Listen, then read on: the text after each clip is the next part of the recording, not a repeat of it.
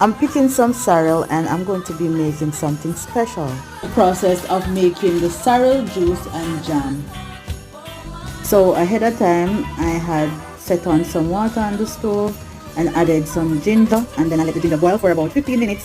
After 15 minutes, I added the sorrel, then I left it for 3 minutes on the fire, then I turned off the stove, covered the pot and allowed it to draw. I added a few cloves and then I left it overnight. Sometime during the night I added sugar and stir it in, then I cover it back and allow it to draw for 24 hours. It's the next day and our sorrel is ready. I started straining before I started recording. I wanted the sorrel rich, so hence I did not use a lot of water. I got 2 of these small bottles out of it and also that gallon bottle that you're seeing now.